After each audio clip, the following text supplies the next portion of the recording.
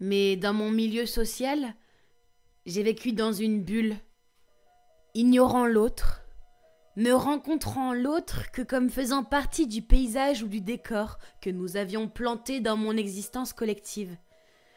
Peut-être parce que j'ignorais l'autre, ou que je niais son existence, un jour, il m'a sauté à la figure. Il a fait exploser mon univers clos qui s'est décomposé dans la violence. Mais est-ce qu'il pouvait en être autrement? Et il a affirmé son existence. L'émergence de l'autre, la reconnaissance de l'autre, l'ajustement à l'autre sont devenus pour moi des hantises. C'est vraisemblablement ce qui est à l'origine de ma vocation religieuse.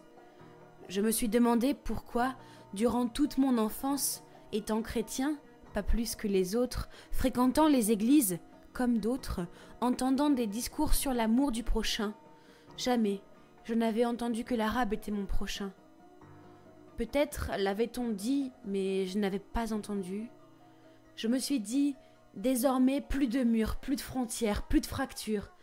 Il faut que l'autre existe, sans quoi nous nous exposons à la violence, à l'exclusion, au rejet.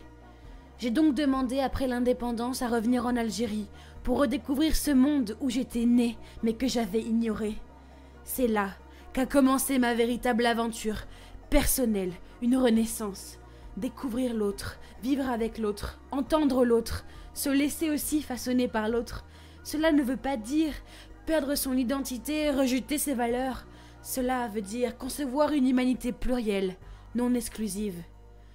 Dans cette expérience faite de la clôture, puis de la crise et de l'émergence de l'individu, j'acquiers la conviction personnelle qu'il n'y a d'humanité que plurielle et que, dès que nous prétendons posséder la vérité ou parler au nom de l'humanité, dans l'Église catholique nous en avons la triste expérience au cours de notre histoire, nous tombons dans le totalitarisme et dans l'exclusion. Nul ne possède la vérité, chacun la recherche.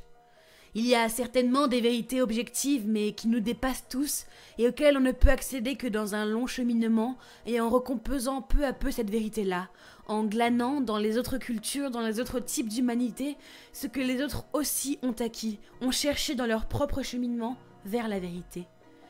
Je suis croyant, je crois qu'il y a un Dieu, mais je n'ai pas la prétention de posséder ce Dieu-là, ni par le Jésus qui me le révèle, ni par les dogmes de ma foi. On ne possède pas Dieu, on ne possède pas la vérité et j'ai besoin de la vérité des autres. C'est l'expérience que je fais aujourd'hui avec des milliers d'Algériens dans le partage d'une existence et des questions que nous nous posons tous. Extrait, première homélie à Oran. Pierre. La religion peut être le lieu des pires fanatismes, car les hommes habillent du manteau divin leur soif de toute puissance, ou plus simplement leur bêtise. Toutes les religions sont sans cesse exposées à devenir des instruments d'oppression et d'aliénation. Ne laissons pas l'esprit être étouffé par la lettre.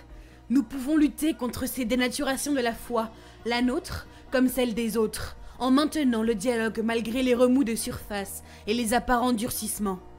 Le dialogue est une œuvre sans cesse à reprendre.